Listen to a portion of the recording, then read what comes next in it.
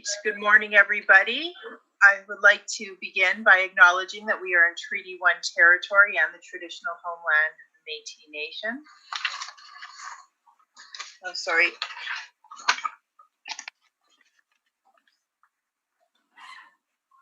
Sorry.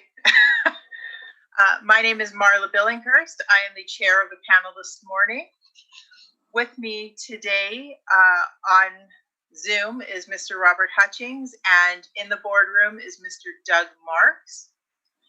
The assessor this morning is Mr. Jason Brown, and the recording secretary is Ms. Kara Belshaw.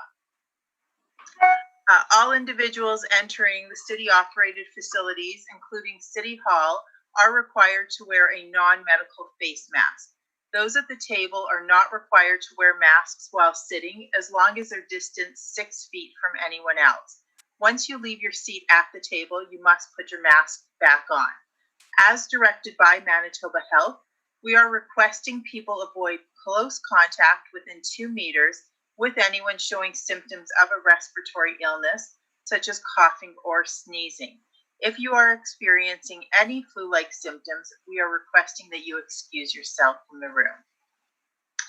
Please note that when you join the meeting via Zoom, all participants will be in the waiting room and your microphone will be muted until the host lets you in the room. You can watch the hearing live via the city's Board of Revision YouTube channel. When called upon, you will be allowed from the waiting room and permitted to speak with respect to your property. Once you have been heard, you can continue to watch the hearing live via the city's Board of Revision YouTube channel. If you are currently watching the meeting on YouTube, please mute your audio player now. We will be hearing applications for revision of the assessment roll in accordance with the Municipal Assessment Act. The matters for which revision is requested have been described in each application, and we will limit discussion to those matters. The statements that are made at this hearing are sworn testimony, and anyone speaking to the matters must be sworn in. Be advised that comparisons of assessments of property are not considered evidence of market value by the Board of Revision. The Board of Revision is appointed annually by Council and is independent of it and the City Administration. It makes its decisions on the basis of the evidence provided at this hearing and issues a written order that will be mailed to all parties as soon as possible. Please note that the board's decisions with respect to an application may be appealed to the Manitoba Municipal Board if the matter pertains to assessed value or classification, or to the Court of Queen's Bench if the matter pertains to the application of exemption from taxation. Should you wish to appeal, information on how to do so will be included with the board's order. With respect to the hearing process, I will confirm the matters to be addressed with each applicant following the swearing in. We will then have the assessor's testimony, followed by questions that the applicant may have, and then the applicant's testimony, followed by questions. Each side will have an opportunity to summarize if they wish. Once all of the evidence about an application has been brought forward, the applicant may leave. The process will repeat for each item on the docket today, and the session will close after all the applications have been heard, and the board will deliberate in private and make its decisions. You will receive the order by registered mail as soon as possible.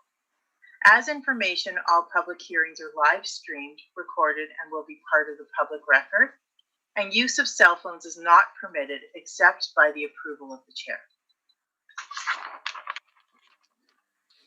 So, Mr. Patterson, we're switching the order of the docket. You'll be first today. When you're ready, and I'll affirm your testimony. Sorry, I couldn't hear anything you just said. That's okay. I was addressing the applicant. Oh, okay. Sorry. Okay, so, Mr. Assessor, please state your name. Jason Brown. Do you affirm the evidence you'll present today is the truth, the whole truth, and nothing but the truth? Thank you. And Mr. Applicant, please state your name. Russell James Patterson.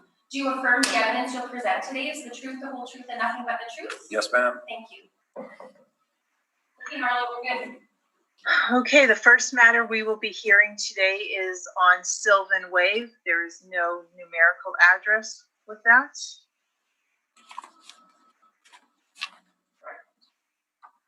So, Mr. Assessor, please proceed. Thank you, Madam Chair. The roll number for the subject property is 13095317000. I am defending a 2020 assessed value of $430,000.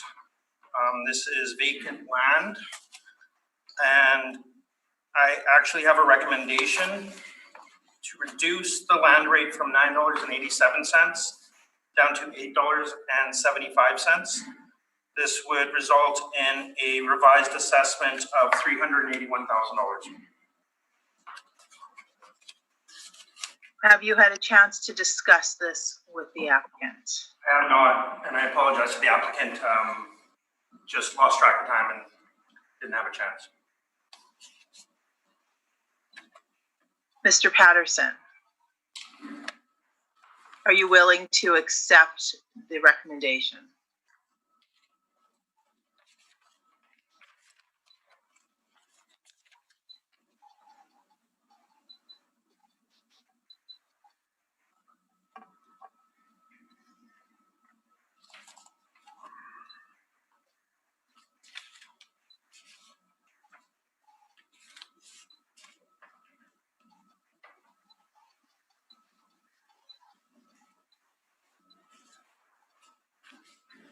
I got so many files, I just have to find it.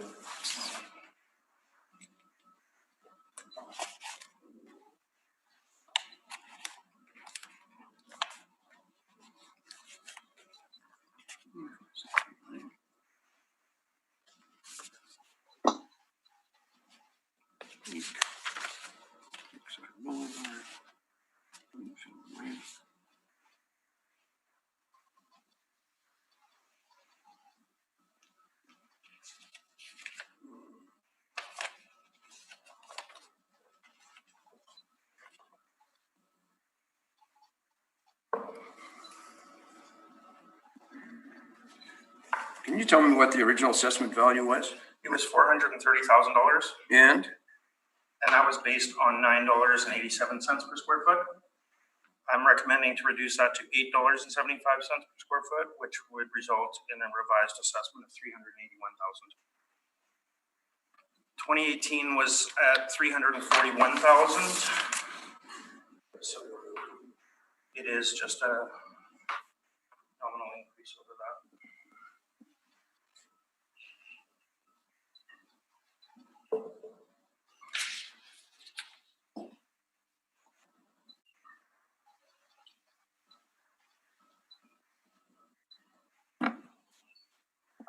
so it was 341,000 and you wanted It reduce? was last cycle, it was 341. That was This in- cycle, it was increased to 430, and I'm recommending 381. That'll be fine. Okay, thank you. Okay.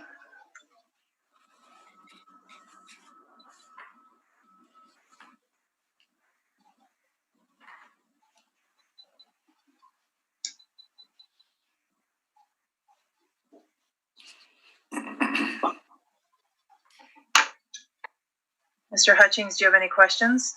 Yes, thank you, Madam Chair. Mr. Brown, the reason for the adjustment in the assessment, could you explain that, please? Upon looking at it further, there was no city services on this site.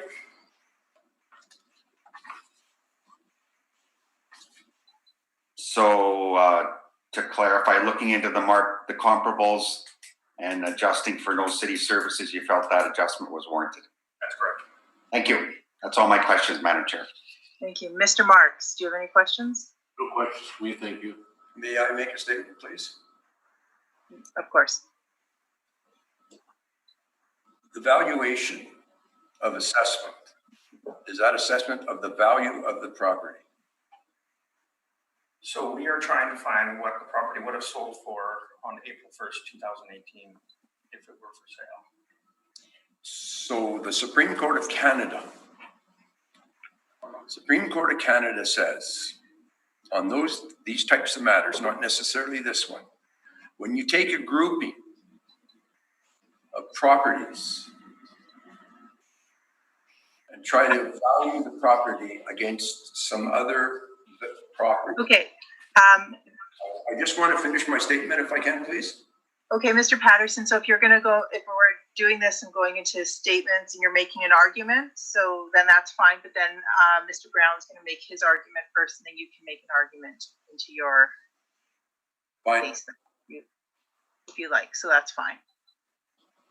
So then we can proceed with this matter as a full hearing, if you like. Fine. Is that how you'd like to proceed on this one? This particular one, I'm fine with the appraisal. Oh, okay, okay. Thank you. So then you're fine with the recommendation? Yes. Okay. Okay, so then we can move on to the next matter, which is 1425 Brookside Boulevard.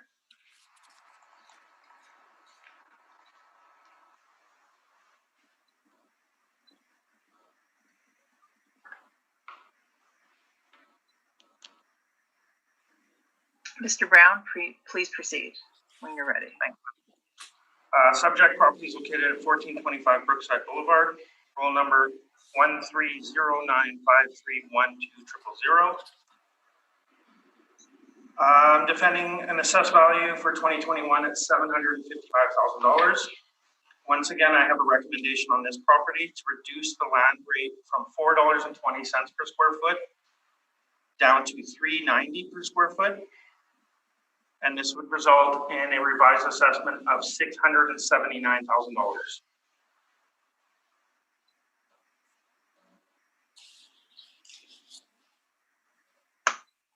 Mr. Patterson? I'm fine with that. Okay, Mr. Hutchings, do you have any questions? Yes, thank you. Mr. Brown, the reason for that adjustment, please? Same argument as the previous property. This one's actually located just on the edge of the city limits. And once again, there is no city services for this property. So based on that, I'm recommending the reduction. Thank you very much. That's all my questions. Okay, thank you. Mr. Marks, any questions? None for me, thank you. Yeah, I have no questions on this either. Okay, we can move on to the next matter, which is 111 Omens Creek Boulevard.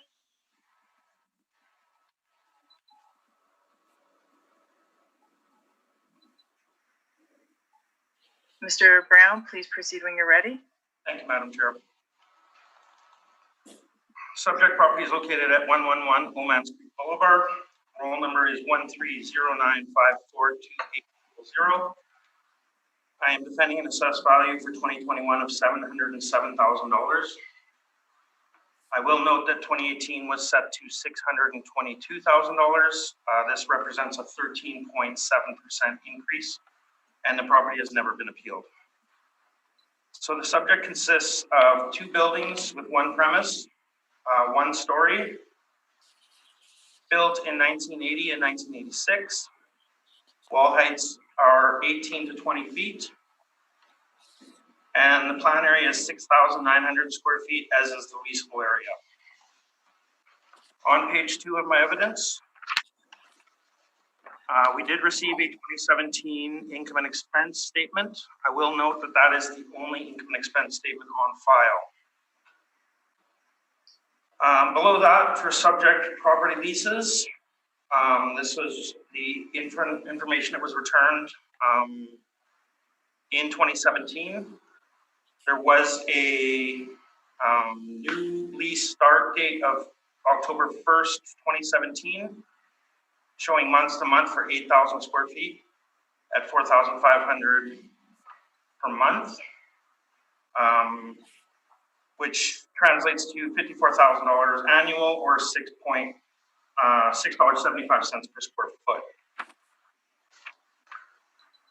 Some comparables on page 3. All these comparables are located in the similar area. They are all similar size. For wall heights ranging from 10 to 26 feet. And most of the properties are about the same age, except for 231 Oak Point, built in 2007, so significantly newer. You can see the comparables range from $6.08 up to $10 per square foot. Turning to page 4 is my income summary for the subject property. Once again, we're using 6,900 square feet at $6.64 per square foot. Vacancy is set to 3.5%, expenses are set to 2%, and shortfall at 3.75%, yielding a net operating income of $42,422. Capitalize that at 6%, generating the value of $707,000.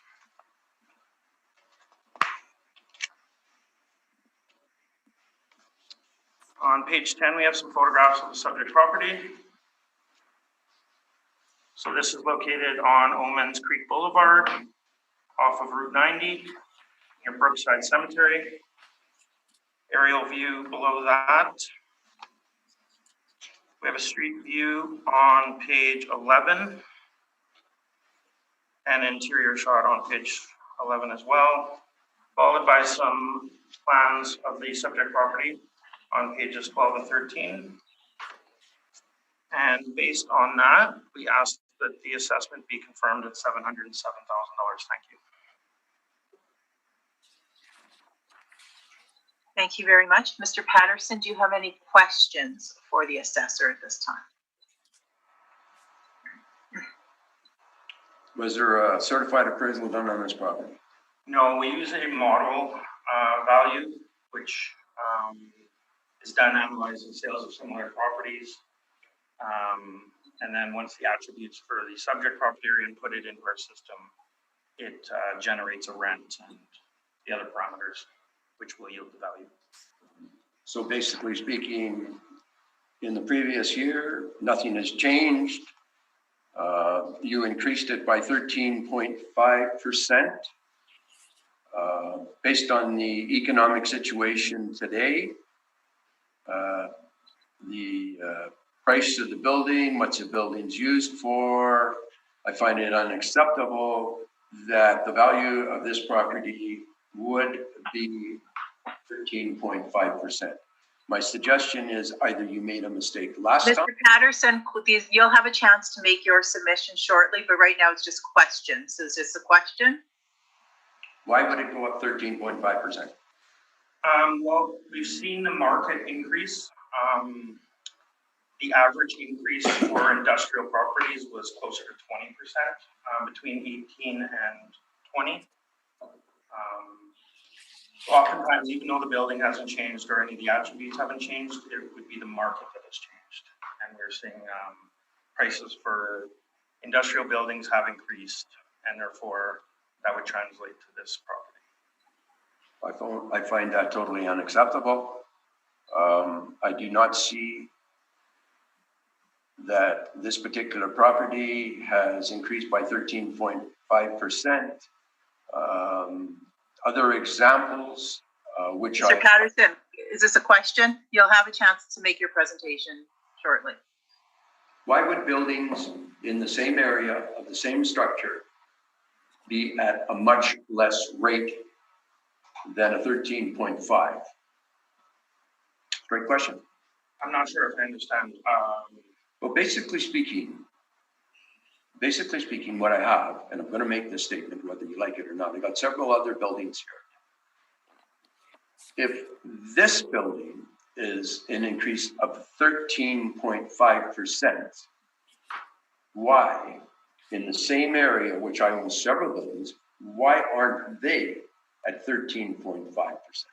Well, Why are some at 5? Why are some at 13? Same type of building, same type of area. so the average would be closer to 20%. You see some, obviously the definition of an average is some would be higher, some would be lower. And it's just based on what we're seeing in the market. We input the variables or the attributes into our system, and the system looks at comparable properties and it generates a value for us. And I do have comparable properties for the rent.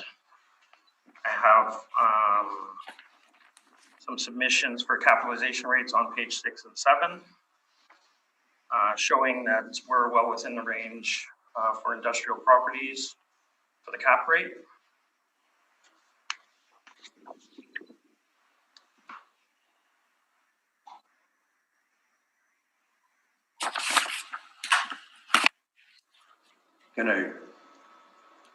You've talked about a property in the same area. I'm going to talk about 49 Ormond Street Boulevard,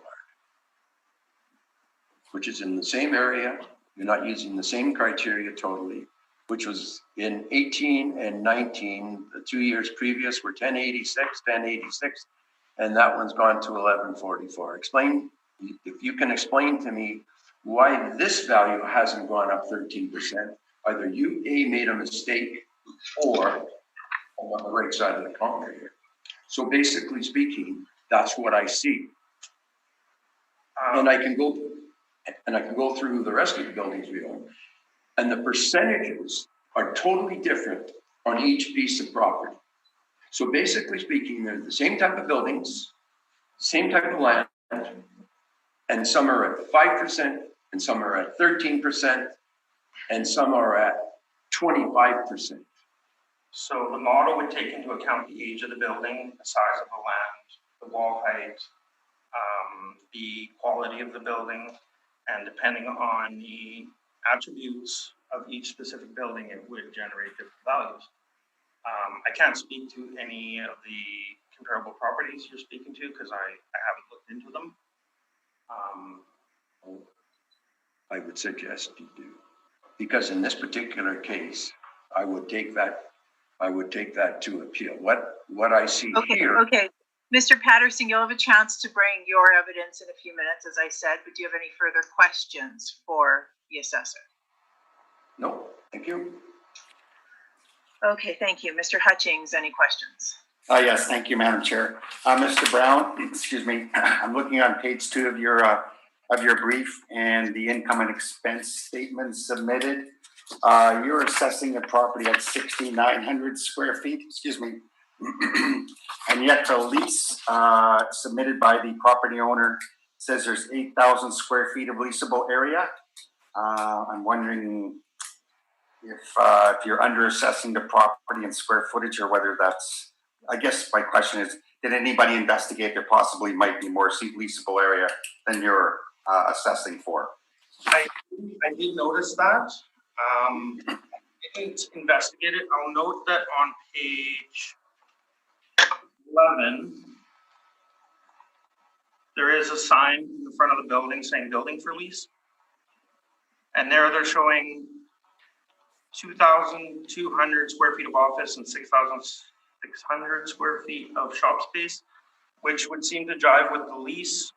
However, I'm defending the 6,900 square feet today. Okay. That is my only question. Thank you, Madam Chair. Thank you very much. Mr. Marks, do you have any questions? None for me, thank you. Okay, my question was just addressed, so thank you very much. Okay, Mr. Patterson, please proceed with your presentation. I disagree generally. That's all I've got to say. Okay. Thank you very much. Mr. Assessor, do you have any questions for the applicants? No questions. Thank you, Madam Chair. Mr. Hutchings, do you have questions for the applicants? Yes, thank you. Mr. Patterson, regarding my question to the assessor, is there 8,000 square feet of leasable area in this property? I don't know. You don't know. No. Are you the property owner? Yes, I am. Okay, did you sign that lease with the leasee? As documented by the assessor on page 2 of his brief? I don't think there is a valid lease in place. I could be wrong.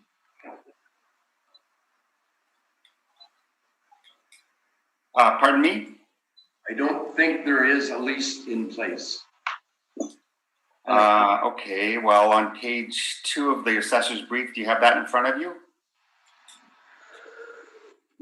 You or somebody from your company has submitted an income expense statement detailing a lease month to month of 8,000 square feet. I could, I can't speak to that. At this point in time, I can't tell.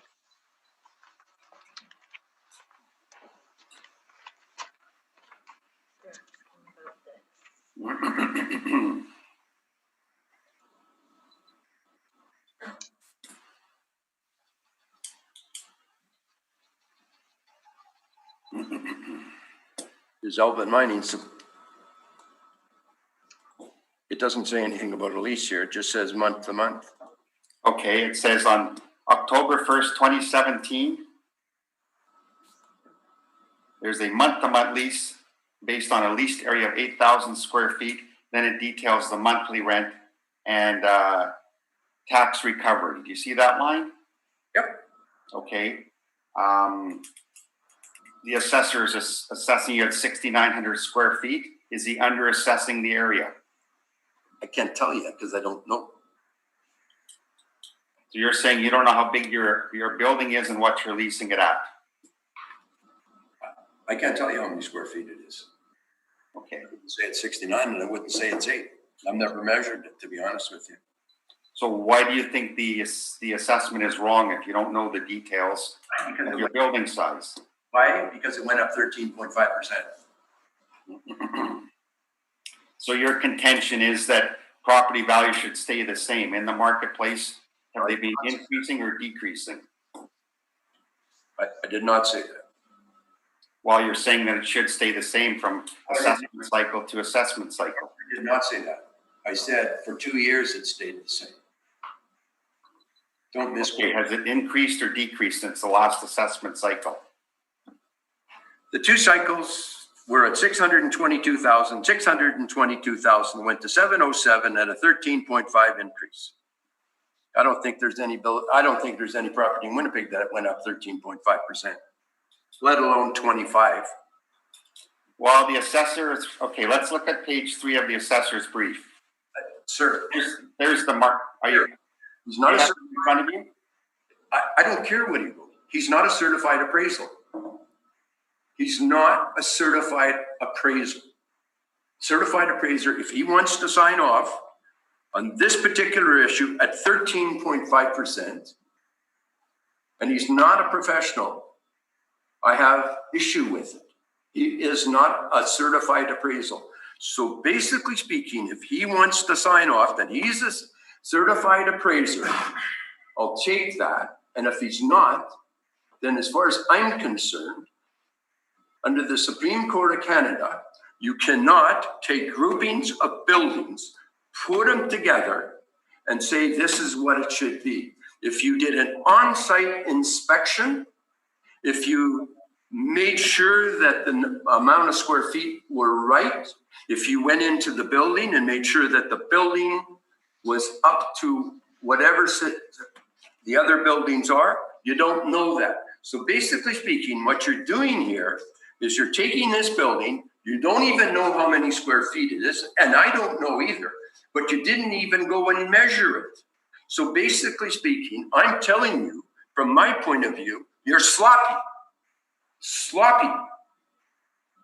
Well, okay. I don't know, and neither do you. That's my point. Sir, with all due respect, so you're suggesting that every property should be personally inspected by a certified appraiser to do assessment in the city of Winnipeg? Yes, I do, sir. How would that be accomplished in a 2-year cycle? When mass appraisal is accepted across North America as the proper way to assess properties? By a certified appraiser, sir. Okay. Sir, Go ahead. I have 70 mortgages in Winnipeg based on, and I have to get a certified appraisal to make sure what the value of that building is. Commercial buildings, I have other buildings. So basically speaking, on mortgages, I get a certified appraisal on every one of them so I know what the value is. They go inside of the building. They see what the structure is. They tell me how many square feet it is. Is it 6,900? Is it 8,000? I don't know any money on this building. I don't really care. Yeah, and you don't know either. And that's what the problem is. You don't know how many square feet. Neither do I. Okay, Mr. Brown, may I ask a question of the assessor? Madam Chair, Mr. Brown, was this property inspected to establish the initial valuation based on a blueprint, for instance? And that's what the current assessment is based on. There would be a history of a building permit taken out, property was measured at that time, and those characteristics are carried forward to establish assessments in each cycle. Is that correct? That's correct. I did include the blueprints on page 12 and 13. I just briefly calculated it based on these blueprints, and it's 6,900 square feet according to these blueprints. So it would appear that that's correct to me. So, Mr. Patterson, do you believe that they measured it and the square footage is correct? 3 minutes ago, nobody knew. Pardon me? 3 minutes ago, nobody knew. What do you mean nobody knew? Nobody could give me a straight answer. He just did. Well, now he did. Pardon me? Now he did. Okay. Basically speaking, did you inspect the building as to the quality of the building inside? The property was inspected on November 24th, 2016, when all but mining supplies moved in. And previous to that, it was inspected 2011, so the last time a new business moved in. Okay, I have no other questions. Thank you, Madam Chair. Thank you very much. Mr. Marks, do you have any questions? My questions have been answered. Thank you. Okay, I have a couple questions. Is there a mezzanine or second floor in this property? Mr. Patterson?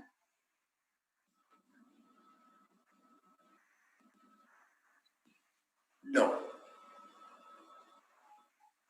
I don't think so. Okay, and no mezzanine or second floor. Okay, thank you. And also, what is the name of this of the Supreme Court case you've been referring to, please? It's in a generality. I've been in court with it once. It's in a generality. At this point in time, I don't want to get in. I don't want to get into it. Well, I'm the chair. You're using this as evidence. I'm a lawyer. I would like the name of this so I can look it up. Please, can I have the name? I don't have it with me. Okay, thank you very much. Basically, then disregard what I said, and then all the other issues here, disregard what I said. I've said it. It should be in your minutes. No, I'm going to tell you to disregard it at this point in time. I'm also making the point that this thing should have had a certified appraisal. And you can put that in your notes too, and you can put that in your notes of all of these. Okay, Mr. Patterson, thank you very much. It was time for questions. Okay, we have completed questions on this matter. Thank you very much. Thank you very much.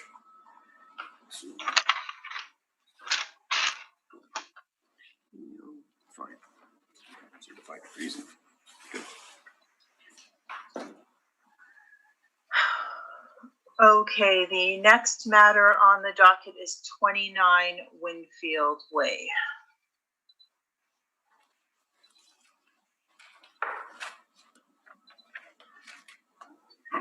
Mr. Assessor? Thank you, Madam Chair. I'll note that we are seeking non-compliance on this property. Would you like me to go through that argument, please? Or Please. thank you. So we can turn right to page 2. At the top of page 2, there's our request for information section. I'll note that 2016 and 2017 were not returned, and that we actually have no returns on file for this property. From there, we can turn to page 16. On page 16, I have my certified mail. This was signed by S. Oseski. The envelope at the bottom, I'll note that the tracking number LP 5786036882CA is located on both the. Sorry, Mr. Brown? Mr. Brown? Sorry, just 1 second. My computer's just taking a minute to load. Sorry, okay, there it goes. Okay, sorry, please proceed. So turning to page 16, we have the signature at the top of the page. Once again, the tracking number is LP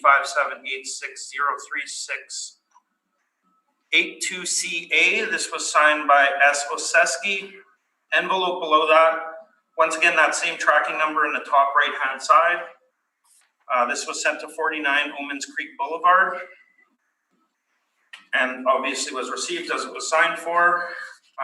Turning to page 17, we have the blank mailer that was sent out on June 8th that was signed for.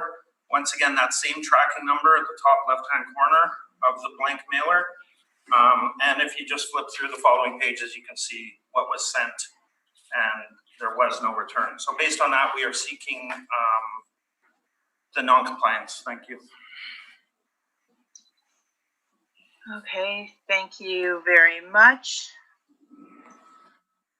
Actually, Madam Chair, it's going to be the exact same arguments for the next property. Same signature, same evidence. I'm not sure if you want to just go through both of them at once because of the situation we're in with the remote distance and everything like that. Ms. Belshaw, can we do that together? I believe we can.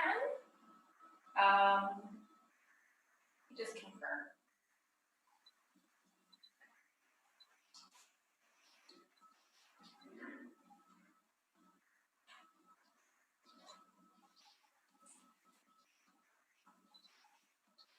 If not, we can go through them separately too. That's not a problem.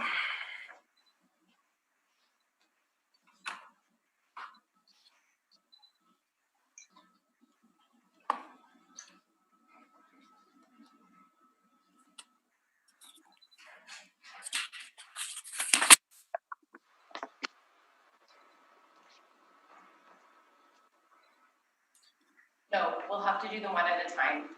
Apologies. Don't worry. Okay, no problem.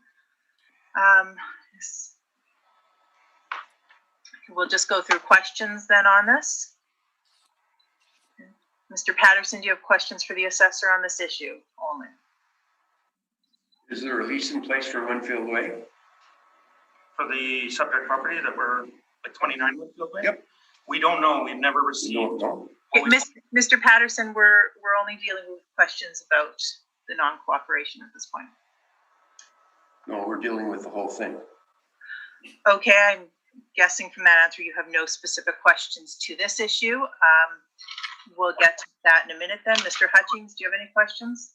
You know what? I don't like the hearing. I don't like the way it's going. I don't like not being able to answer. I will handle this in a different manner. I will be appealing each one. We'll take it before a judge. And I'm totally disappointed with your process, with your questions. I can't answer them. You want to stick strict to the point. I have 10 pieces of property here. I have properties that are not appraised properly. I don't have any certified appraisal. I want a certified appraisal. I appreciate it on the building. Thank you very kindly for your time. My lawyer will be involved. Thank you.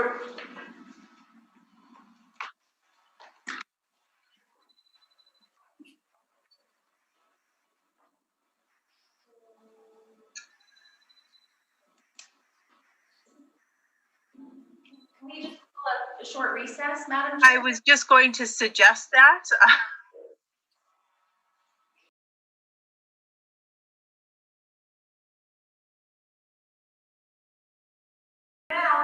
Okay, there we go. Okay, I would like to call this meeting back to order. Unfortunately, The applicant left the hearing in the middle of the assessor's non-cooperation presentation. We took a short recess, but the applicant has not returned. So we will proceed with questioning the assessor and then go in camera to make our decision on the issue and proceed with the issues. So, Mr. Hutchings, do you have any questions for the assessor regarding his application for non-cooperation? I do not. Thank you, Madam Chair. All right, Mr. Marks, do you have any questions for the assessor? Nor do I, Madam Chair. Okay, nor do I. So what we're going to do is go in camera to make our decision. Thank you. All right, thank you very much. I will call this meeting back to order. The board has discussed the evidence presented, and we have decided to grant the assessor's application for non-cooperation pursuant to Section 53, Sub 3, Sub B of the Municipal Assessment Act. So, Mr. Assessor, please proceed with your presentation. Thank you, Madam Chair. Roll number is 13095315000. Subjects located at 29 Winfield Way. This is an industrial warehouse consisting of 3 buildings, all 1 story, built in between 1999 and 2010, with wall heights ranging from 25 to 28 feet. Leasable area is at 29,016 square feet. I have some rental comparables on page 3.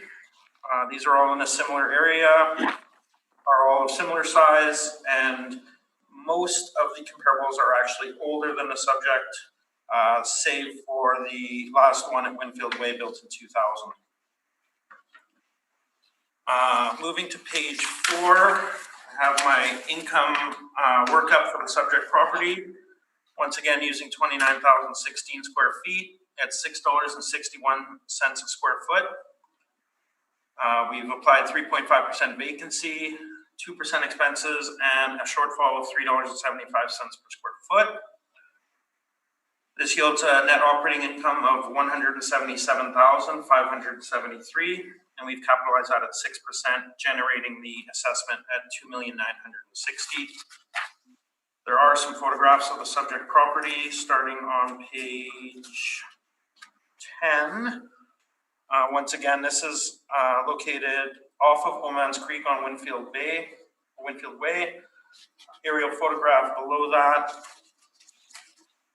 and some information on page 12 regarding some of the areas. So based on that, we're asking that the assessment be confirmed at $2,960,000. Thank you. Thank you very much. Mr. Hutchings, do you have any questions? No questions, Madam Chair. Thank you. Mr. Marks? No questions, thank you. Nor do I. Thank you very much. Okay, the next matter on the docket is 45 Sylvan Way. Again, unfortunately, the applicant is not here as he had left in the middle of the last matter and has not returned. So unfortunately, we have no choice but to proceed in his absence. Mr. Assessor, please proceed. Thank you, Madam Chair. So once again, I'll go through the non-compliance argument and then we'll be open for questioning. We can turn to page 2. At the top of page 2, we see our request for income information, 2016 and 2017 not returned. And there's actually no files there's no returns on file since 2003. Just below that, we can see the subject property sold in 2006. So no INEs returned by the current owner. Moving to page 14. Once again, we have the certified mailer, tracking number LP578603679CA. Once again, signed by S. Oseski. Below that, we have the envelope of the certified mail, once again with the same tracking number at the top right-hand corner. And then starting on page 15, we have the blank income and expense questionnaire sent June 8th. Once again, with the same tracking number in the top left-hand corner. Based on this information, we're asking that the non-cooperation be granted. Thank you. Thank you very much. Mr. Hutchings, do you have any questions? No, thank you, Madam Chair.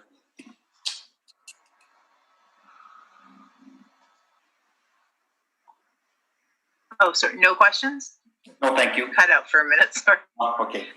Okay. Oh, okay. Mr. Marks, any questions? No questions for me, thank you. Okay, thank you very much. We will take a short recess and go in camera to make our decision on the issue. Thank you very much.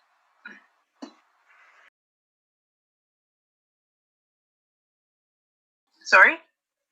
We're back on now. We're back. Okay, thank you very much. I will call this meeting back to order.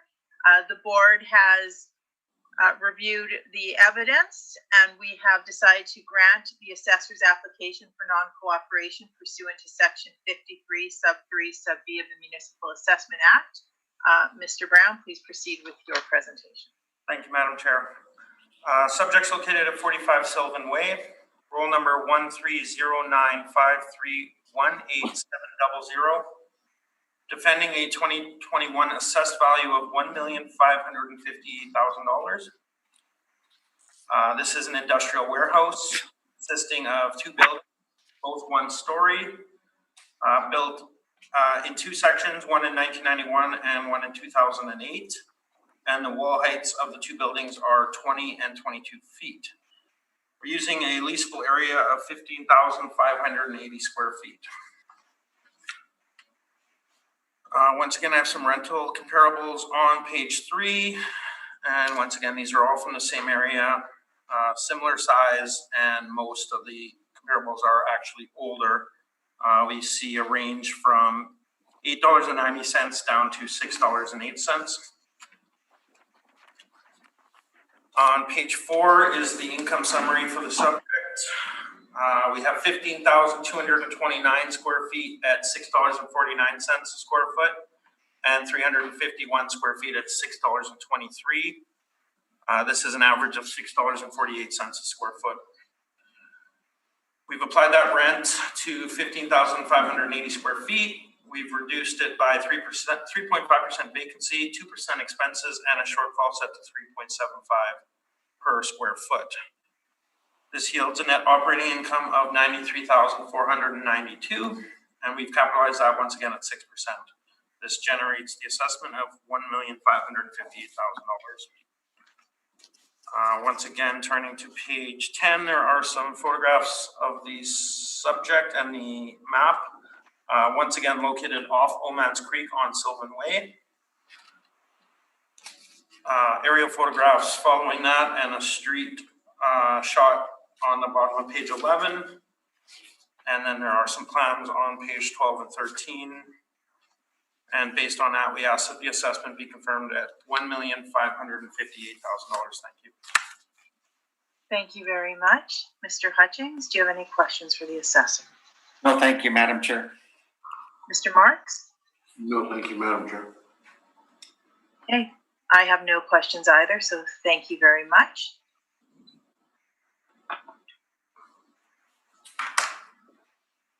Okay, we can go on to the next matter on the docket. We can would be 29 Allen Dine Road.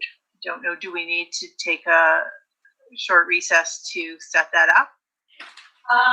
Not at this time. I think we should be okay. I'm just getting the applicants up on the screen right now. Okay, great, thank you.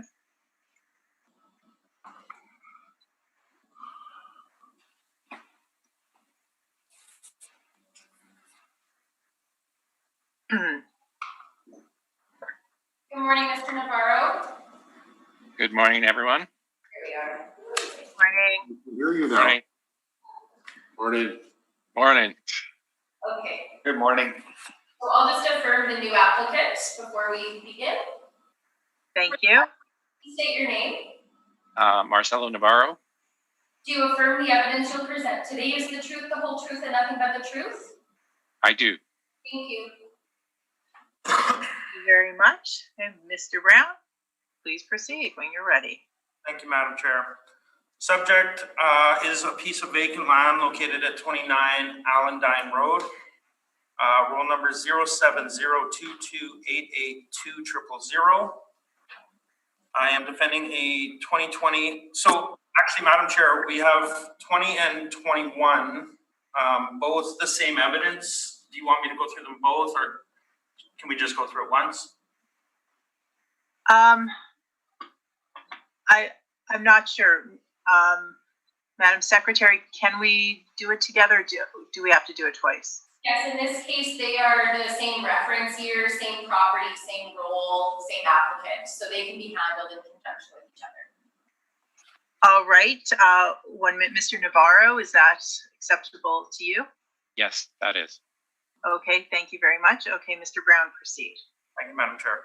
So I'm defending a 2020 and 2021 assessed value of $305,000.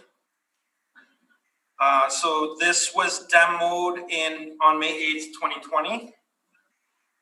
The original assessment was done on an income approach, and that was originally at $329,000. The calculation for that was $321,000 for land and $8,000 for the building. The building was just cold storage. It was in rough shape, and hence why it was demolished. The Board of Revision reduced that in 2020 to $306,000. So it was $329,000. It was reduced to $306,000. I'm defending $305,000 today. So once again, this is vacant land. The area of the land is 45,518 square feet, and it's zoned M2. On page 2, there's an aerial photograph of the subject. So this is located just on the edge of the airport. It was sold in 1995 from Canland Investments, which is a rink, an adjacent site that's owned by a hockey rink. It was sold to Standard Aero for $1. The sworn value was $240,000 in 1995. On page 3, I have the calculation for the land value. So we have 45,518 square feet. We've used a rate of $6.70, and this generates the value of $305,000. I will note that below that, in land notes, there was an adjustment. There was a 40% adjustment, a downward adjustment applied to this property. See, the original rate was much higher, and the reduction totaled $213,985. So this was reviewed. An adjustment was put on the property, and we have reduced it by $213,000, almost $214,000. So about, almost half, or close to half. I have some comparable properties on the following page, page 4. So these are 5 comparable land sales. Comparables 1, 2, and 5 are closest in proximity to the subject, with comparable 3 and 4 in Symington Yards and Central St. Boniface. All of the sales were of vacant industrial land. We can see, so the subject is at 45,518 square feet. The comparables are ranging from 229,744 down to 14,647. Comparable 1 is zoned the same as the subject, M2. The other 3 are zoned M1. Difference between those are light manufacturing and general manufacturing. We can see the land influences below that. 3 of these have no water or sewer. Comparables 2, 4, and 5. Comparable 1 shows rail line and external corner. The subject's land influences are tarmac access and landlocked. So Once again, we're using $6.70 for the assessment today. We can see the comparables range from $6.57 all the way up to $9.13 per square foot.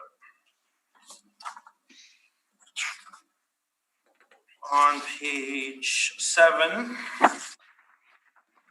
top photo is a map of the subject, or showing the location of the subject property. Once again, this is just on the edge of the airport. And then we can see an aerial view below that. This building is considered this property is considered landlocked. However, there is access at the bottom left-hand corner. We can see a truck actually traveling.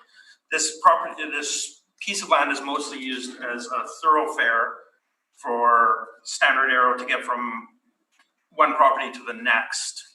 And we can see that the road is being used, and on the picture on page 9, we can see the route that most of the vehicles are taking. It's pretty worn out.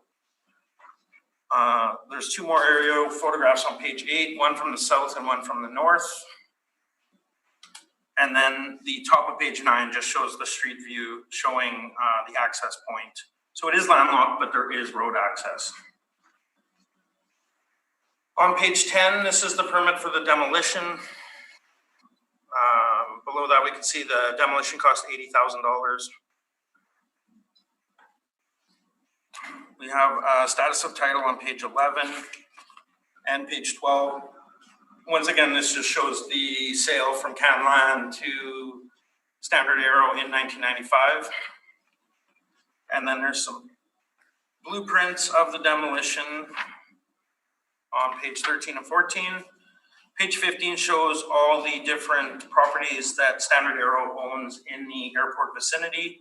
So we can see they have 6 plants, a maintenance building, some archives, a hangar, and a turbine test, and a couple other buildings that are located within almost like a campus that they have located near the airport. I have photographs of my comparable land sales starting on page 16. First one is 657 Jarvis. Obviously, a less desirable area, but there is access to this property off of 2 streets as it's on the corner. Comp number 2, 65 Hyde. This one does suffer from some of the similar access issues, as you can see at the top of the picture. The road ends, and then there's just a dirt road that accesses the property. Niagara Road East, similar size, obviously has better access and is better location. 405 Hamel has slightly better access than the subject, but there is some access issues.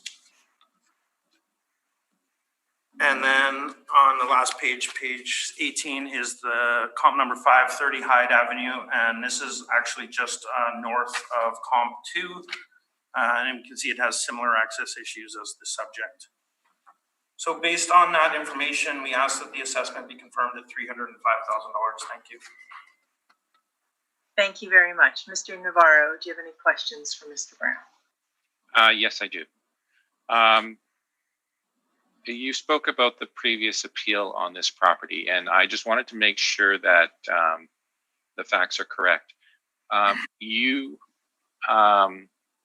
you state that the previous case did include the building at that time?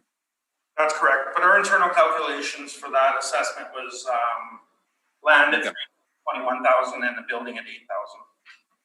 Okay. Now, again, we all agree that the building is gone there, so we're simply looking at land. Now, I'm going to go through some of your comparables here. And I guess you've already outlined this issue, that this is a thoroughfare. There's a good portion of this parcel of land that is used to access other pieces of land. Can you tell me which one of your properties, your comparables, has that feature in it? There are none. Okay. Now, regarding the 2 properties on Hyde, Are you aware whether there is any common ownership between those two parcels?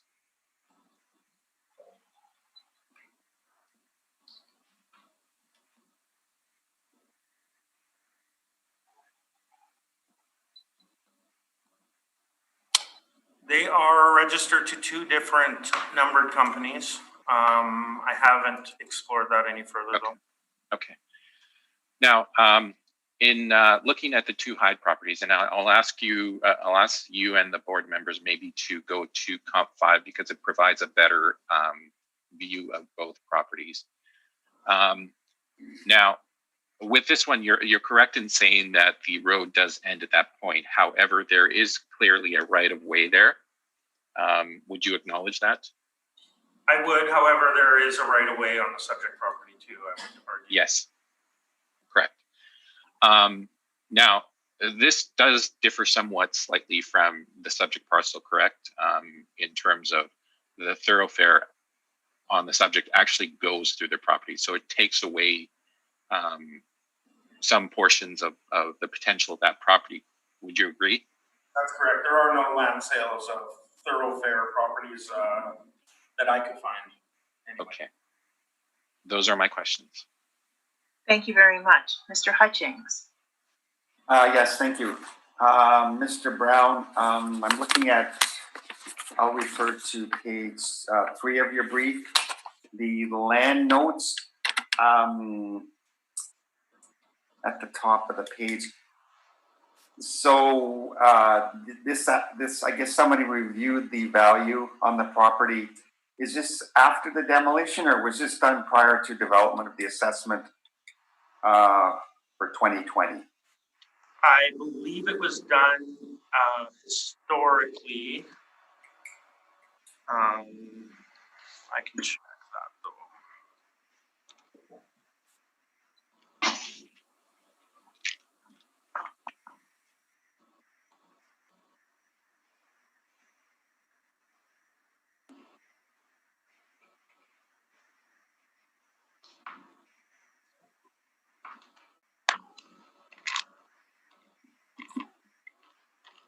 Yeah, it appears to go back quite some time. Okay. That's fine, thank you. And, excuse me, and you did state from the pictures, I guess, and verbally that there is tarmac access, and this is used as access from the tarmac back to the standard aero complex, I guess we'll call it. Is that correct? Yes, obviously Standard Aero is in the business of aeronautics. This is obviously an advantage to them to be in proximity to the airport. But yeah, it appears that they use it in conjunction with their other buildings as kind of a campus or complex. Yes. Okay, thank you. And my last question is there a pending municipal board on this property? There is for 2020. 2020, based on the Board of Revision decision, reducing the value to $306,000, would that be correct? Correct, when it was done on the income approach. Okay. So pending immunity board, okay. Those are all my questions, Madam Chair. Thank you. Thank you. Sorry, Mr. Marks, do you have any questions? No, my questions have been answered. Thank you. Sorry, I'm just making one note for 1 second. Thank you. All right. Mr. Navarro, please proceed when you're ready. Okay. And again, this is years 2020 and 21. Yes. And files 554 and 553. You can see on page 2 the overhead picture of it, of the subject. And again, you can see the road access onto other parcels there. There is an outline that I made of it also. I'll just ask you to actually skip to section. So section 6 or page 6. So these are some of the comparables. Like section 6. Page 6. So these are the comparables that I've chosen. These are predominantly they are all industrial lands with zoning M1 or M2 on them. Ranging in date from 2015 to 2018. And again, they range in value from $3.45 to $9.13. We've chosen a rate of $4 per square foot for the 45,000, giving us a value of 182.72. I will just go through the comparables next. And starting on page 9, you can see comparable 1. Again, this is not a great location, poor access. And in this exercise, what I'm looking for is properties that kind of have similar conditions. This, in my opinion, is probably one of the best comparisons. If you look at Index 2, I believe you've already seen this one, as it was also included in the assessor's brief, Niagara. The difference with Niagara, obviously, is that it's an irregular shaped parcel. However, in terms of access, there are no access issues. There is nothing running through it in terms of a thoroughfare. In my opinion, again, that would make it a superior lot. Index 3 is a narrow lot, good access. Index 4 is a standard industrial lot with good access. It's a corner lot. I don't think there would be too many impediments to developing this property. It is next to a railroad track. And Index 5, again, next to a set of railroad tracks.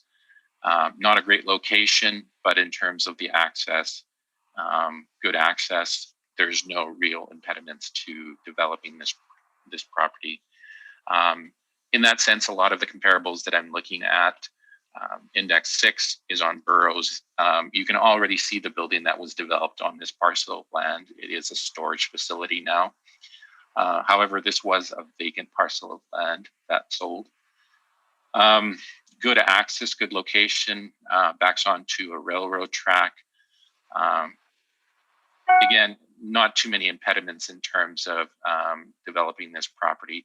And I think that's where the argument lies is, and Mr. Brown pointed this out, that there were no comparables of parcels that sold that had something like a thoroughfare running through it. So I think that's where the adjustments lie, and that's where that is the reason that we have chosen a rate that is lower than the assessors. And again, we do have some sales that are on the lower side, and I was specifically looking for properties that had negative features. So that's my case. I'm open for questions. Thank you very much. Mr. Brown, do you have questions for Mr. Navarro? Sure. So the building was demolished in May 8, 2020. I think you would agree that the building was in poor condition. It was being used as cold storage. I would say that the building at the time probably had very little to do with the value. Yes. Okay, thank you. And you would agree that the owner spent $80,000 to demolish this building? Correct. Okay. So do you feel that demolishing the building would reduce the value of the property or increase the value of the property, seeing as though the owner spent $80,000 to demolish it? Well, the demolition costs are what they are. We can't change that. However, in terms of the value of the property, I'm looking at it from a fee simple perspective, looking at the site as it is today physically. So in terms of my evaluation of it, I'm looking for things that detract from value from it. So I'm looking at the current situation. In looking at the comparable properties, again, I've already stated this, that I was looking for situations with negative features. So in comparing it to a parcel that has no negative features in terms of its potential to develop, I think we're not looking at apples and apples here. We're looking at a significant negative feature, and that is why I adjusted the price downward.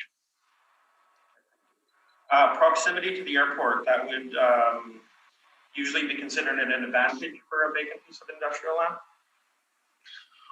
I would say that for a parcel of land that has good features in it, for example, proper access, proper configuration that would allow for development of a property on it, or an improvement. I would say that connection with the airport would be a positive feature. I think this parcel is lacking those things. Those are my questions. Thank you. Thank you very much. Mr. Hutchings? Yes, thank you. Mr. Navarro, I'm looking at page, page 3 of your brief with the aerial view of the subject property. Okay.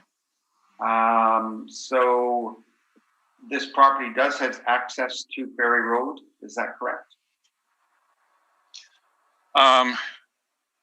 Not directly, okay, because if you can see the cutoff there, is actually the direct access to Ferry Road is on the next roll. And is that owned by Standard Arrow? Yes, yeah. Adjacent? That's actually. Oh, sorry, that's Canlan. Which they bought the property from in 1995. Yes. So there could be an easement for that. Sorry to interject. No, and that's a fair point. So yes, you can see the, and I actually was in Canlan, so I should have known this. Yes, they actually have to go through the adjacent property to get in there. And they have the rights to that? I'm not sure if that's just a gentleman's agreement or a caveat that's in there, but I would say that probably there's a caveat there allowing them to access. Okay. Yeah.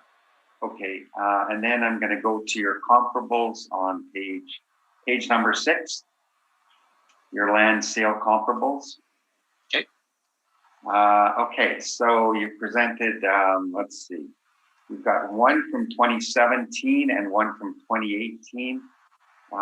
One within the reference here, I guess we've got there at $9.13 a square foot on Niagara Road, and you stated that's a superior property in your opinion, 63,000 square feet approximately, so a bit larger than the subject property. Then the 2017 is 40,000 square feet.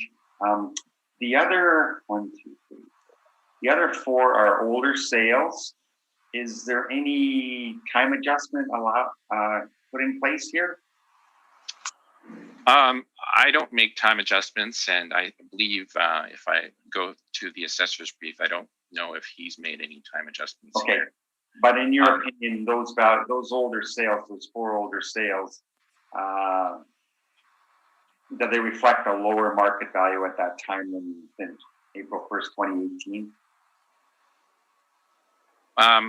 Okay, I would say that they reflect the sale date.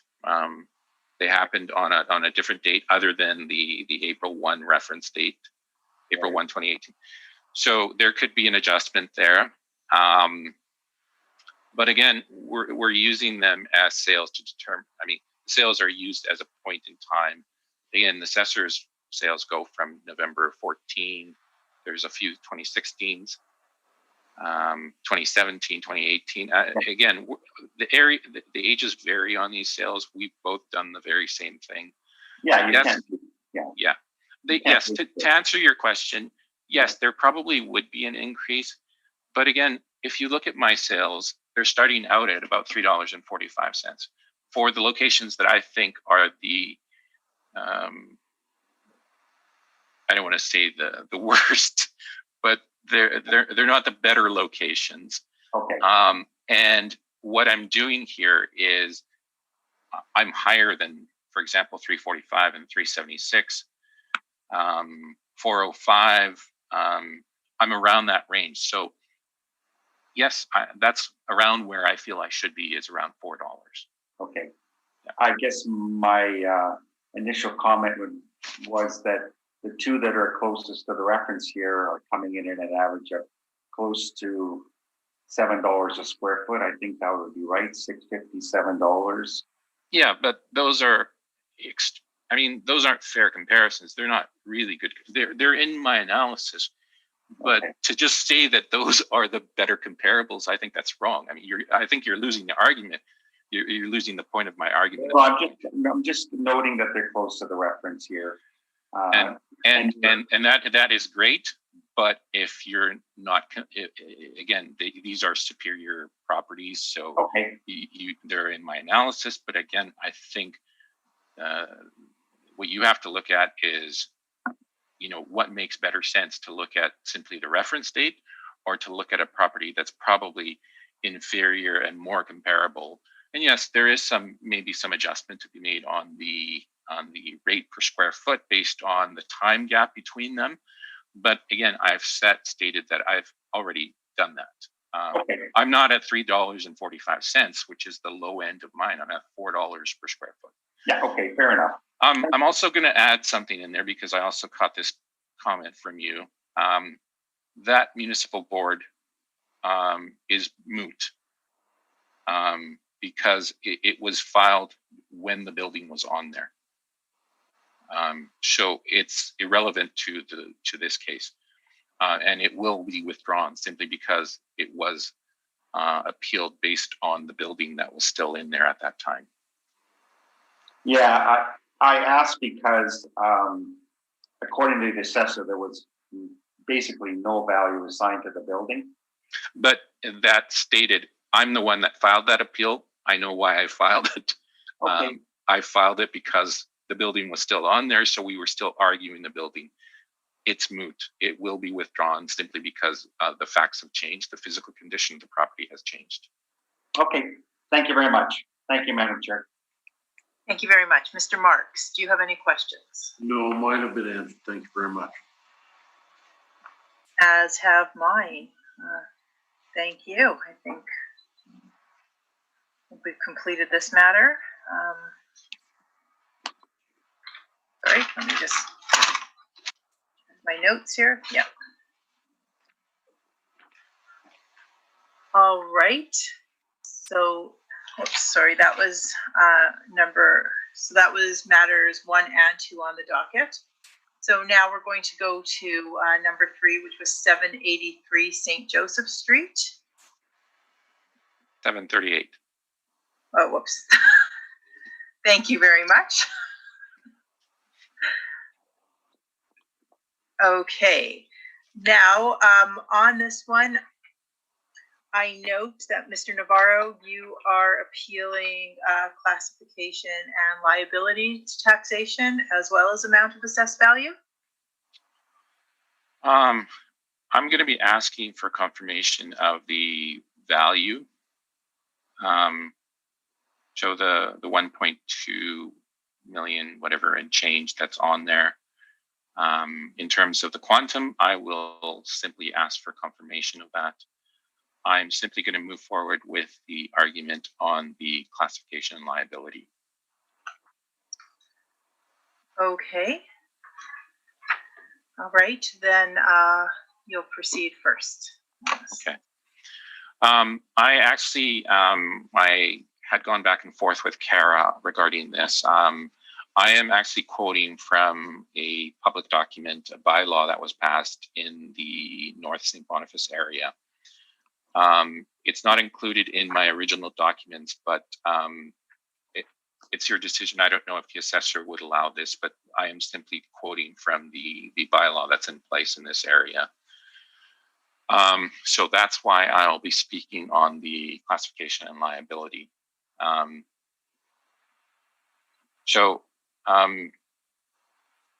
I've also sent that to Kara. It's available as a document for your review if you would like.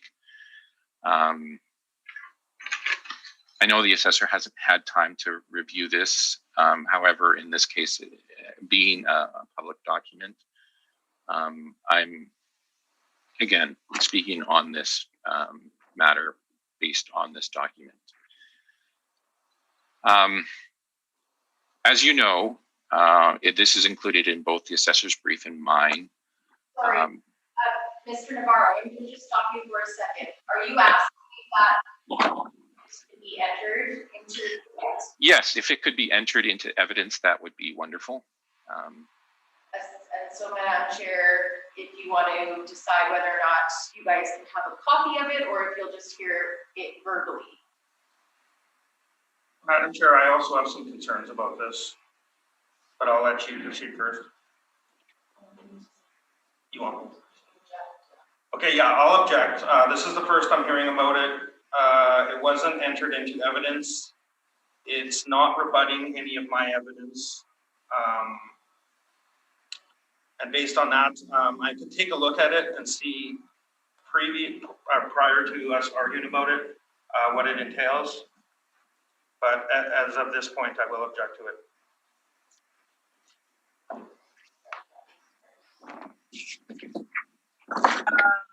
Mr. Hutchings, do you have any questions about this document? We'll take a brief recess to decide the issue, but. Yes, thank you, Madam Chair. I guess, so my understanding is Mr. Navarro has got a document that he's gonna present as evidence regarding. I don't have to present it as evidence. In fact, I can just speak to it if need be. Okay, but Mr. Brown is objecting because this is, in his opinion, new evidence being presented at the hearing. Is that right, Mr. Brown?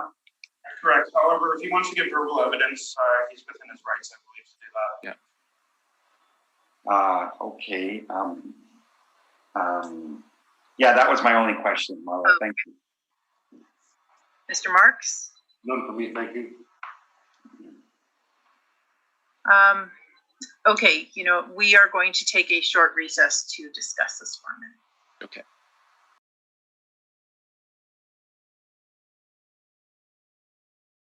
Thank you. I will call this meeting back to order. The board has discussed it, and we will allow the new evidence to be admitted. So, Mr. Navarro, please proceed. Okay. So the question now is, what is the proper classification liability for this property? As it stands right now, the classification is, I believe, VINDU, vacant industrial land, with a 60T classification liability. Now, the property has that classification on it because it was previously an industrial property. It was the Parmalat plant. And this is also indicated in our briefs, both the assessors and my brief. Now, that property was demolished in 2019. That Parmalat plant is no longer there. So that was the industrial use. Now, since 2017, you can see in the evidence that was just entered in, you can see bylaw number 30-2017. Again, this is the approval of a secondary plan in the North St. Boniface neighborhood. It was passed on the 19th of July, 2017, and it replaced an older bylaw number 965-75.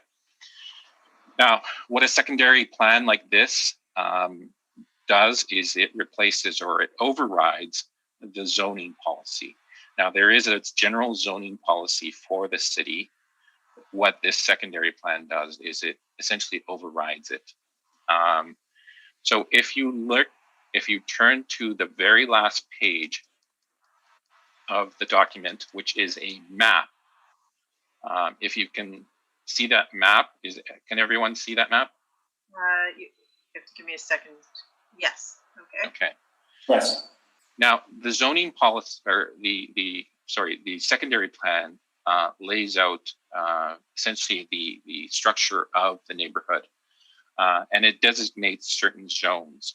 So as you can see by the X on that map, which I've put in there, that is the location of our subject. It is within the high density zone. Now, that high density zone, I'll speak to it, but you can also see to the far right along Archibald, the industrial zone. So what this again outlines is where things will go.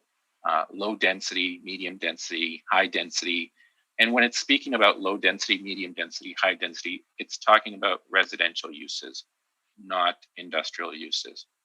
It also outlines park and open spaces and also mixed use. So that would be, it could be residential and commercial, and those obviously lie along Provencher Boulevard. Now, again, our subject lies within the high density zone. And if you turn to page 6 of the document, I will go over the high density residential policy area. So that is the high density area that you just looked at in the map. Again, there is obviously some objectives to this policy area. It is to encourage multifamily housing.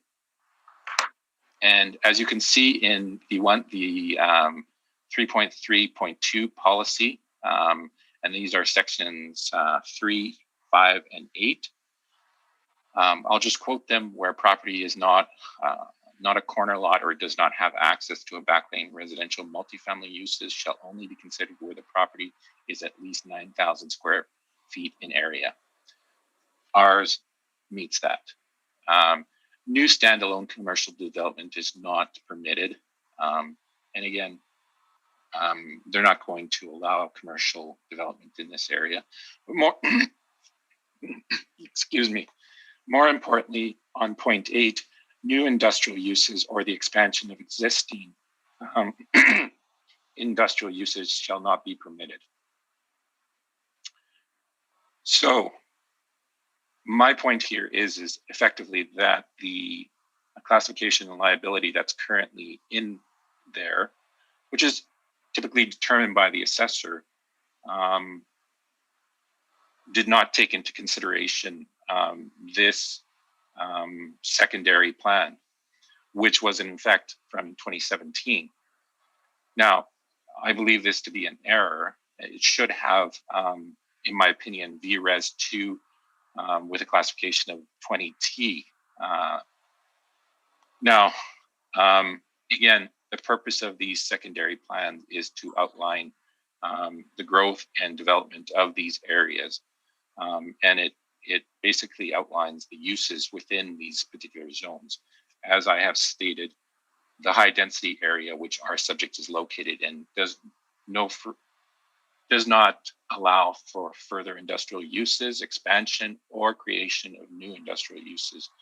So in effect, what this is a VRES or multi-residential site. And it should have that class and liability of 20T. That is my presentation. Thank you. Thank you very much, Mr. Brown. Do you have any questions for Mr. Navarro? Yes, thank you, Madam Chair. Mr. Navarro, in your evidence, page 3. Yeah. You have a map showing the zoning. Yeah.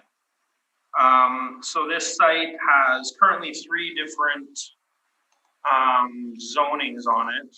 Yeah, I would agree. So the majority is one, which is industrial. Correct. And then the brown section at the north side is R1M, which is single family. Correct. And then the yellow below that is also R1M. Correct. Correct? So the majority of the current zoning is M1? Correct. Okay. This property did sell in January 2nd, 2020? Correct. Yeah. And Edison Properties was the purchaser? Correct. So obviously, they are planning on developing this most likely as a multifamily property? As I stated, this can only become a multifamily development. On page 8 of my evidence, this is a tweet from Matt Millard, who is the counselor for that area. Okay. He simply states the community endorsed secondary plan calls for high density residential development here to support a vibrant Montreal Boulevard. But going forward to page 15, this is an article from the CBC. It's actually from the French version of the CBC, but it has been translated through Google. So I apologize if there's any errors. Near the bottom, future to be decided. Once a demolition is done, the land should accommodate a subdivision project in accordance with the city's secondary plan for North St. Boniface. In fact, no final decision has yet been taken. And then there's a quote from Mathieu Allard saying that there's a whole process at the city level with public hearings, but I think it'll be very exciting for the neighborhood. And then at the very bottom, while waiting for the decision to take, for a decision to be taken for the future, the city councilor says he's optimistic that the land, after having been the place with 1,000 jobs, will again benefit many families. So it looks like the plan is for this to be multifamily in accordance with the neighborhood act. However, it hasn't happened yet. And would you not agree that that classification shouldn't change until that happens? No, I do not. So first point is that zoning and use are two different things. And the legislation or the regulation regarding classification is actually determined by use, not by zoning. So zoning and use can in fact have different parameters. In fact, you could have industrial zoning with residential use if the zoning would allow it. Or you could have, for example, agricultural use or agricultural zoning with a residential use on it. What determines the use, again, is, first of all, you, the assessor, would look at the property and determine what the potential use of the property is. Now, the bylaw itself is actually in effect from 2017. What it does in effect is it determines what the potential uses of the property are, okay? So as of 2017, that bylaw no longer allowed industrial uses, regardless of the zoning in there. It does not allow for any other type of use. And it's outlining, again, the use of that land. So the high density zone, again, is stating what the future uses of the property are. Regardless of what's there or not, there's simply a vacant parcel of land there now. But effectively, it can only become a residential multifamily dwelling or project. Now, as the regulation reads in terms of use, I believe that the wording is used for or for the intention of a residential use. So it doesn't necessarily have to wait for a development application. And in fact, there are several methods for changing the use of a particular parcel of land. There is, as you correctly noted, a development application. There is a rezoning application. And another method is exactly what you see here, is a bylaw that changes the use. And this is a secondary plan. Again, it's outlined the change in the use of the property. So I disagree with you in that sense. Okay, thank you. But this will have to go to public hearing before they can start to break ground on that. So the public hearing process is basically a process to look at what the potential project will look at, not what the use is. We all know that the only thing that can go into this is a residential property. Now, again, you're right, there will be a public process to this, and they will decide on whether they'll allow, for example, a 10-story building here or a 6-story building, what the look of it will be, whether it includes a park area. That's what happens in that public process. It's basically the parameters of the project itself. It's not the use that they argue. The use has already been predetermined by this policy and this bylaw. And as I stated, there are three possible ways of doing this. This is either through a development application, a rezoning application, or like this instrument here, a bylaw. But if we're talking about the way the regulation reads, in determining the classification of a property, that is determined by the use of a property, not by the zoning of the property. The zoning can be completely different, or it can coincide with it, but it is the use of the property that determines what the classification is. And if it is being used or for the use of residential, then that classification should be 10T, 20T. In this case, since it's going to be multi-residential, it should have that 20T classification on there. I hope that explains it. Yes, thank you. Just one last question. Do you know of any other decisions where a property has received a classification change before, all those public hearings have taken place and consultations? Right. No, this is a very rare situation, I think. It happens to be a large industrial property within what is effectively a residential neighborhood. And this goes back to the history of the neighborhood. I mean, this Parmalat plant has been here, if I'm not mistaken, since the 1930s. So the neighborhood grew over that time frame, and a residential neighborhood grew around it. But just to answer your question, this is one of those rare situations, I think. Okay, thank you. Those are all my questions. Thank you. Thank you very much. Mr. Hutchings? Yes, thank you, Madam Chair. Mr. Navarro, I'm looking at the map on your last page there, Appendix A. Mm-hmm. And just to confirm, the subject property is where the X is? Correct. Okay.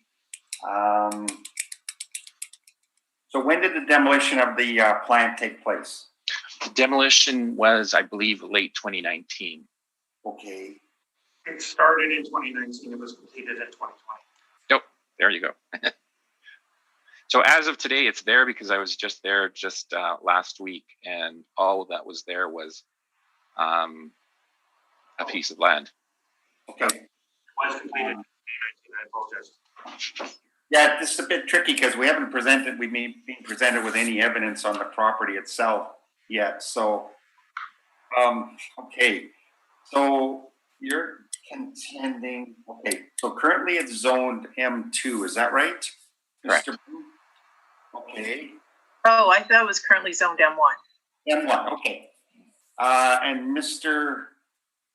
Navarro, you're stating that it's the value, you're accepting the value as M1 zoning, but you're asking that it be changed to class code 20, I guess, residential. Is that right? Res 2? No, that's not correct. Okay. I'm not even talking about zoning. I'm talking about the use of the property. The classification and liability is actually determined by the use of the property. So the zoning, as I've What classification are you asking for? 20T. 20T. Okay, there we go. Res 2, right? Right. And just to get back to your property, your comments there. No, this property is not M1. It's a mixture of different zonings. So it has, it has M1, RMF, and R1M in it. Okay. So one is okay. so it has three different zoning classifications in there. Sorry, can you repeat those? Sorry. Yeah, M1, RMF, and R1M. Okay, thanks. Sorry, I thought we saw a map that just said M1. Sorry. Right. And it's actually in my presentation, but again, I'm asking for confirmation of the quantum on there. So that part of it is what I'll state again is that I'm asking you to focus on the way that the classification is determined, which is through the regulation that it is the use that determines the classification, not the zoning. So while zoning and use sometimes coincide, makes it a lot easier in terms of presenting an argument when they do coincide. In this case, they don't. It has three different types of zoning in there. However, the use has already been predetermined by this bylaw. That's what I'm getting at. So you're contending that it should be treated as residential land? I'm not contending. The bylaw is actually saying that. Okay. I'm just stating what the bylaw states. Okay. And I understand that, okay. Yeah. But my question is, the assessors assessed it as those three, basically M1, commercial.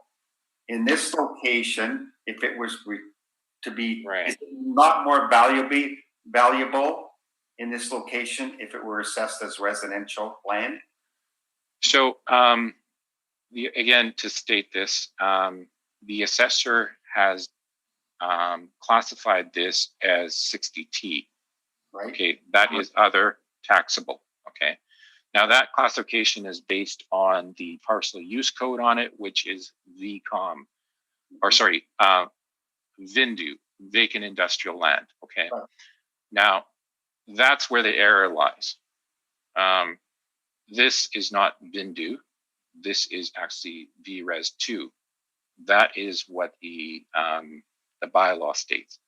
Okay, There's no industrial land here, okay, or industrial use potential. Sorry, I should state that correctly. There is no industrial use possible here. The only possible use is VRES 2. So that is what I'm asking for you to consider and change. right. Okay, so Madam Chair, will we be having the assessor, even though the appellant has accepted the valuation, the realty side of it, will we have the assessor present any evidence regarding the calculation of land value? I believe the assessor should be allowed to make a presentation, so he can include. Okay, I'll always hear my question for the assessor when that time has come. My last question is, Mr. Navarro, why did you not include this evidence in your brief in preparation for this board today? I don't know if that's pertinent. However, I'll just state that I simply thought the appeal was based on quantum. And I found out at a later date that it was actually also classification and liability. Okay, no other questions. Thank you. Thank you, Mr. Marks. No, mine have all been answered, thank you, Madam Chair. Yes. I'm just reviewing my notes for 1 second. No, mine have been answered. Okay, so Mr. Brown, please go ahead. So am I going through my argument for quantum, even though it's been accepted, or just kind of give a synopsis of the property? You can proceed with whatever information you feel you want. Subject's address is 738 St. Joseph Street, roll number 06060204-200. Defending the assessed value of $1,269,000, classification 60T. This is vacant land with three zonings. R1 M Res, RMFM Res, and M1 Industrial.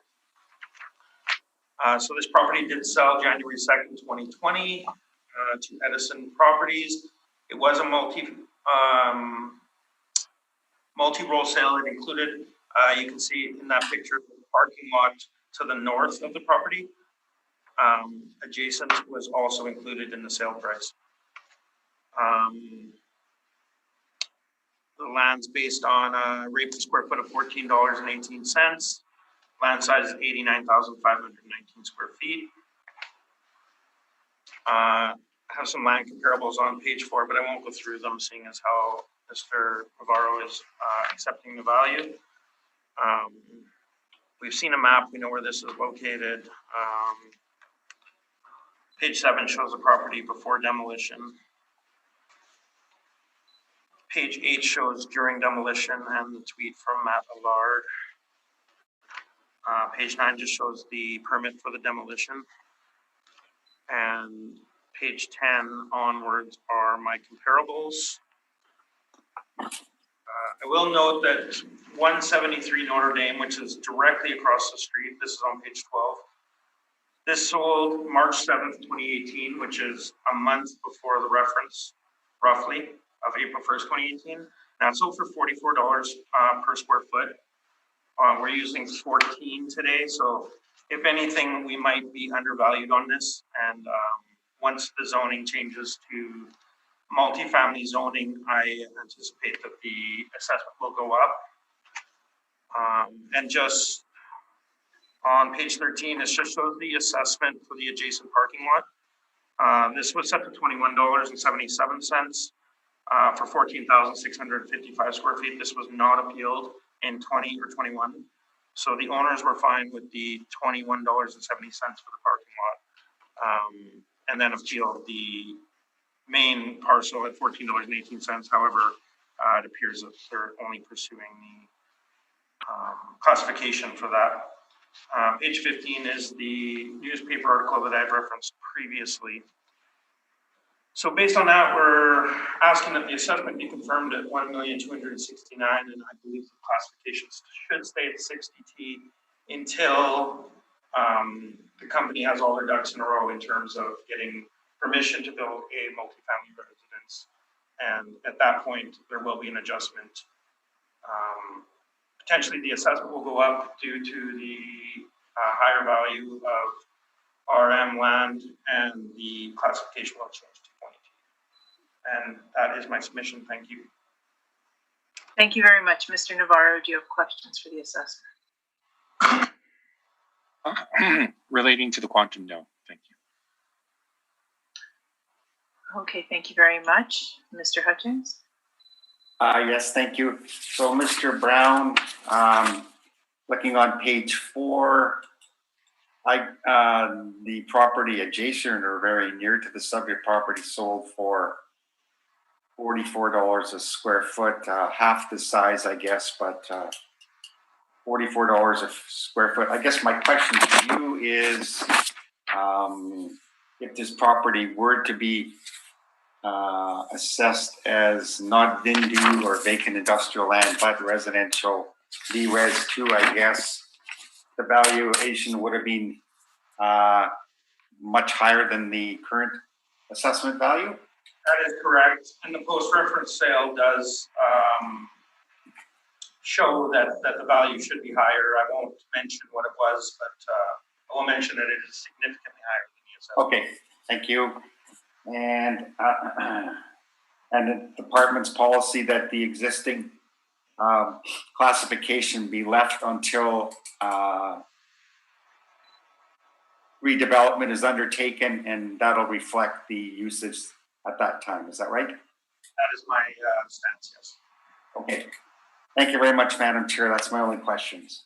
Thank you, Mr. Madam Chair, may I direct a question to the assessor regarding the comment that Mr. Hutchins just made? Yes. Okay.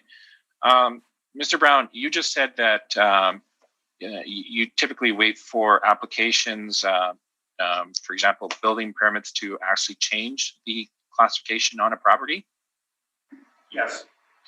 Now, I deal with a lot of development lands, and I'm just stating this as a question to you.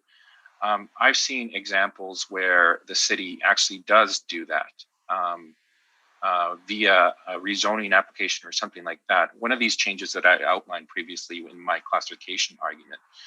You're stating again that there are no situations where the assessment department actually changes the classification of a property prior to, development starting. I would say prior to zoning changing, that's my understanding, yes. Okay. Those are my questions. Thank you very much. Mr. Hutchins, did you have anything that came out of that? No, not at all. Thank you. Okay, Mr. Marks? I'm good, thank you very much. As am I. Okay, thank you very much. That concludes our matters for this morning. Thank you. Thank you. Everybody. I will now close the hearing. Thank you.